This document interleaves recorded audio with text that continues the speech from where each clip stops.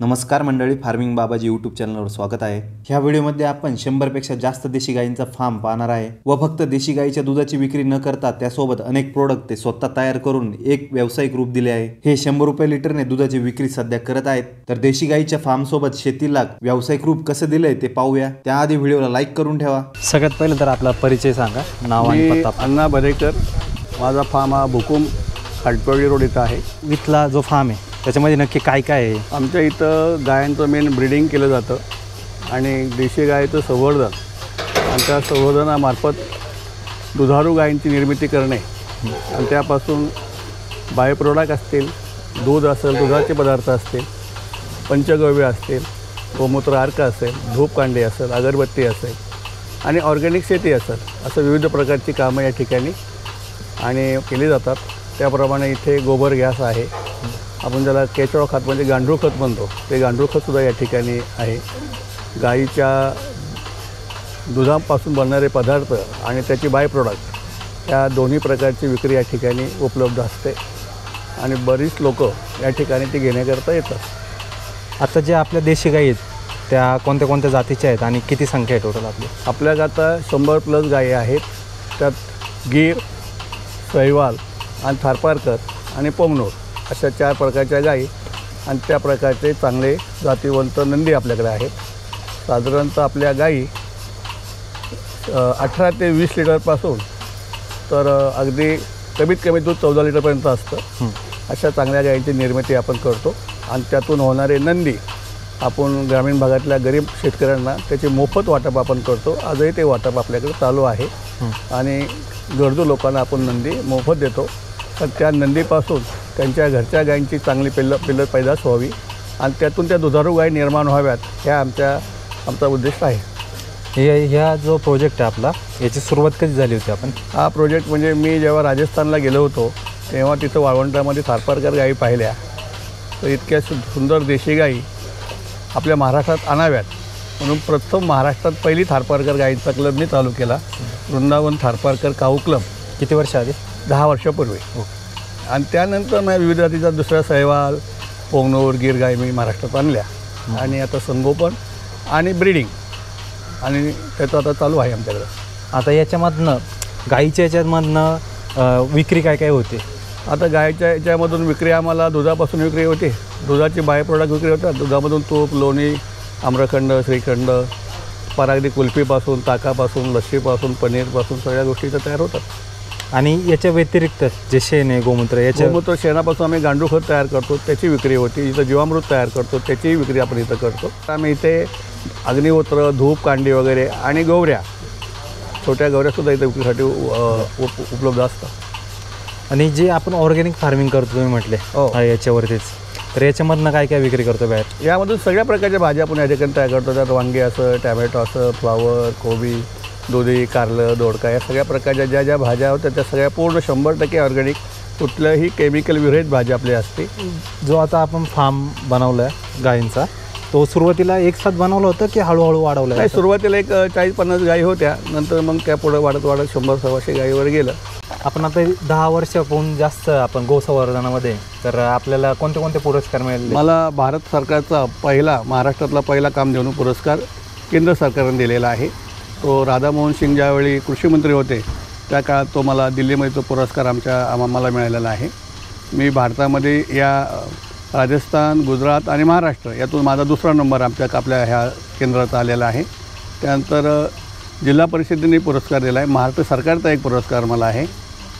असे 3-4 पुरस्कार आम्हाला गोसंवर्धनातून मिळालेले आहेत क्षेत्रामध्ये। आता हा जो फार्म आहे फक्त शेड आणि इथलं हे, तर याचं नियोजन कसं असतं? याचं नियोजन इथं आम्ही आता आमच्या गाईच्या चाऱ्याच्या अवस्थेमध्ये तुम्ही पाहिलं तर त्या ठिकाणी गायींना साधारणतः 80% ओला चारा आणि 20% सुका चारा आणि त्यासाठी मी TMR मशीनसुद्धा एक डेव्हलप केलेलं आहे की त्याचं कॅटल फीड आणि चारा हा दोन्ही मिक्स करून त्यात मोलॅसिस टाकून तो चारा रोज मिक्स होऊन गायींना येतो। म्हणजे आपण खिचडी भात जसा करतो तशा प्रकारचा चारा गायींना या ठिकाणी रोज दिला जातो। साधारणतः 13 ते 14 किलो तो एका गायीला लागतो, त्याप्रमाणे त्या गायींना आपण ते खुराक देतो। किती टाईम देतो आपण चारा? 2 टाईम आणि 24 तास। आणि हा थोडा मुक्त संचार गोठा आहे। याची 2 कारणं आहेत की जर गायीला आपण बांधून ठेवलं तर तिचं मेंटली स्ट्रेस दुधामध्ये उतरतो मुक्त गाईतला मेंटली ट्रे दुधामध्ये येत नाही. गाईचा मेडिकली खर्चही कमी होतो, गाईचं आरोग्य चांगलं राहतं आणि ती हेल्दी राहतं. शेड वगैरे हे सगळं बांधलं, हे किती गुंठे किंवा किती एकरमध्ये? हे साधारण 10 गुंठ्यामध्ये आहे. पूर्ण 100 गायींना 10 गुंठे पुरेसे हो, होतं? भरपूर होते. पण तशी जागा ओपन जागा जास्त असल्यामुळं हां. शेड 10 गुंठ्यामध्ये ओपन जागा एक साधारणतः 20 गुंठे आहे. आता याच्यामध्ये आपण जी मशीन पाहिलं ते पिवळ्या कलरचं, हो, ते काय वेगळं लावले तुम्ही आता? ते गायींना खाजवण्याकरता आहे. बरं. त्यांचं ब्रशिंग चालू होतं जेव्हा ती गाय त्याला सेंटर आहे. गाय जवळ गेले की ते गोल आपोआप फिरतं. मग गायला ज्या ठिकाणी स्वतःला असं खाजवं वाटतं किंवा तिच्या ब्लड सर्क्युलेशन चांगलं राहावं म्हणून ती गाय त्या मशीनजवळ जाते आणि ऑटोमॅटिक तिच्या मशीनच्या तिच्या अंगावर फिरवत पाहते. तर मग तिच्या अंगावर धूळ कचरा ऑटोमॅटिक निघून जातो किंवा त्यात असलेले किडे पण निघून जातात. गायींच्या हिरव्या चाऱ्यामध्ये काय काय? हिरव्या चाऱ्यामध्ये आपण आता त्यात मुरघास वापरतो, नेपियर वापरतो, एक हिरवी जवार वापरतो. आणि मुरघास हा मकाचा राहतो पूर्ण? मुरघास हा पूर्ण मक्याचा कणसाचा पूर्ण मुरघास असतो. आणि सुक्या चाऱ्यामध्ये? सुक्या चाऱ्यामध्ये आपण आता ज्वारीची कुटी वापरतो आणि आमच्या इथं डोंगरात चांगले गवत मिळतं ते गवत वापरतो. आणि खुराकामध्ये काय काय देतो? खुराकामध्ये तुम्हाला आता सगळं पार अगदी मी मका भरडा, गहू भरडा, सोयाबीनचा थोडा एक 5-10% वापर आणि सरकी पेंट, मिनरल मिक्सचर, हळद, मीठ आणि मोलॅसिस, म्हणजे सर्व गोष्टी mix सगळ्या प्रकारचं न्यूट्रिशन, त्यांचे कॅल्शियम सगळे वेळेत आमच्या गायीने. इथं डॉक्टरांचा एक ग्रुप आहे, त्यांच्या मार्गदर्शनाखाली दर महिन्याला सगळ्यांची टेस्टिंग होते, त्यांची वजनं घेतली जातात आणि त्याप्रमाणे त्यांचं सगळ्या प्रेग्नन्सी वगैरे सगळी चेक केली जाते आणि त्याप्रमाणे त्याचा प्रोटोकॉल लावलेला जातो. आता आपल्याकडं सगळ्यात जास्त दूध देणारी गाय? माझ्याकडे आत्ता साधारणतः 24 लिटर दूध देणारी गाय तयार झालेली आहे. त्याच्या काही कालवडी तयार झालेल्या आहेत. आता त्या काही गायींचं आम्ही NDDB-कडनं दूध मॅपिंग पण गव्हर्नमेंटकडनं करून घेणार आहे. माझ्याकडं पहिला रू कालवड आत्ता साधारणतः दिवसाला 16 ते 18 लिटर दूध द्यायच्या पहिला रू कालवडी तर निर्माण व्हायला लागल्यात.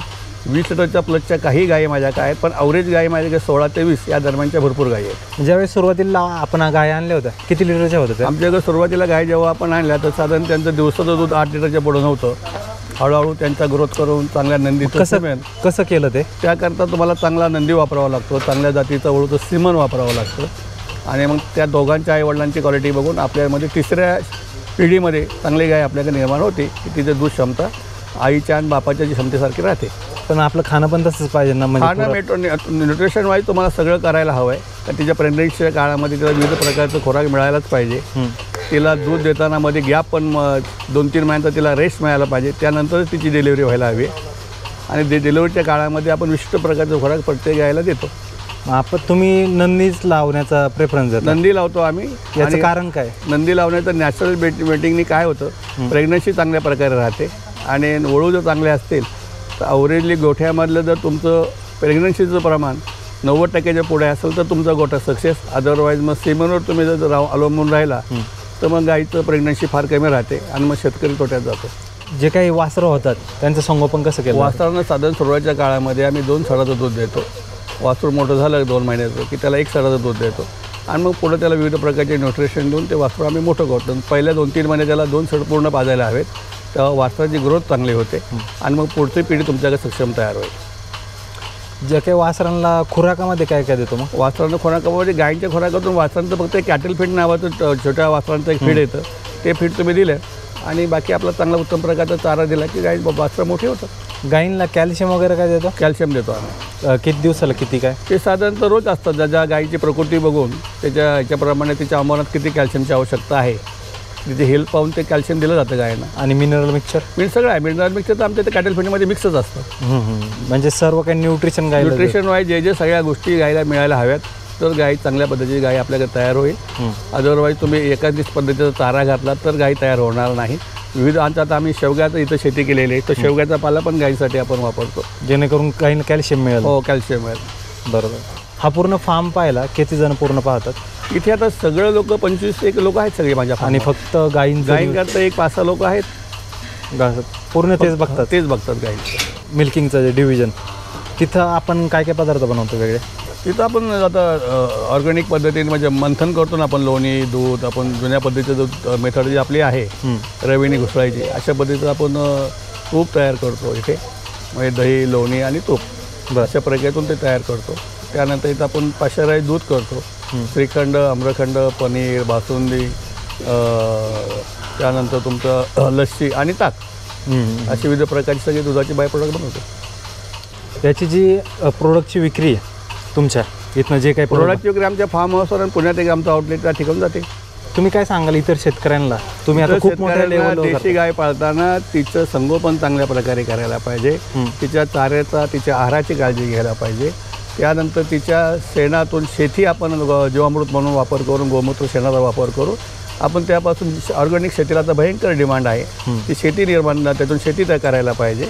आणि दुधाचं आपण बाय प्रोडक्ट बघायला पाहिजे. म्हणजे दुधाचं फार लक्षात, बाकीच्या गोष्टीकडे लक्ष दिलं तर इकॉनॉमी तुमची वायबल लेवलला शेतकऱ्याला मदत होती. म्हणजे आता गोबर गॅस असेल, गांडूळ खत असेल, जीवामृत असेल, त्या सगळ्या गोष्टीतून चांगल्या प्रकारे किंवा गाय छोट्या गवऱ्या असतील. आता आम्ही जाऊन तुम्हाला गवऱ्या काय रेटने विकल्या जातात, तर त्या सगळ्या पद्धतीचा वापर व्यवस्थित केला तर सगळ्या गोष्टीतून पैसे मिळून दुधातून त्याला दूध हे प्रॉफिट बनून राहील. आणि बाकी खर्च या सगळ्या बाय प्रोडक्टून शेतकऱ्यांनी काढायला हवा. तुम्ही मार्केटिंगसाठी काय काय गोष्टी केल्या होत्या? आता मार्केटिंग आमच्याकडे आता वेबसाईट आहे, एक ॲप आहे, त्याच्यावर आम्ही सगळं मार्केटिंग करतो. पण इथं आता पुणे शहराजवळ असल्यामुळे फार मार्केटिंग तर करावं लागलं आहे. आणि दुधाचं प्रमाण देशी गायचं कमी असल्यामुळं मागणी उलटी जास्त आहे. आपण जर क्वालिटी दिली लोकांना तर लोक कुठं न जातात. लोक आपल्याकडे पैसे द्यायची कॅपॅसिटी भरपूर आहे. पण चांगला माल खात्रीपूर्वक त्यांना तुम्ही काळजीपूर्वक दिला तर तुम्हाला लोक तुमच्या ज्याप्रमाणे चांगला रेट देतात. बाकी जे तुम्ही आणलेले नंदी आहेत त्यांविषयी काय सांगाल?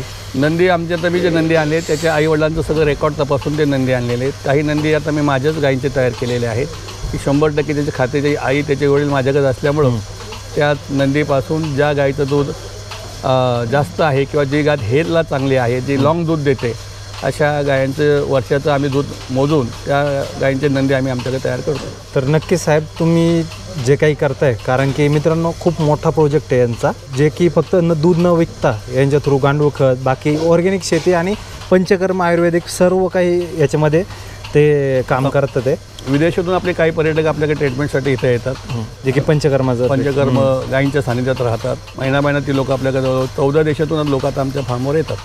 तर नक्कीच मित्रांनो तुम्हाला ह्या व्हिडिओमधून कळलं असेल का फक्त देशी गाईच्या दुधावरती न काम करता इतरही जे गोष्टी आहेत, जे बाय प्रोडक्ट मिळणार आहेत ते विक्री करून आपण आपला देशी गाईचा उद्योग चांगल्या प्रकारे करू शकतो. धन्यवाद साहेब, इतकी चांगली माहिती दिल्याबद्दल. थँक्यू.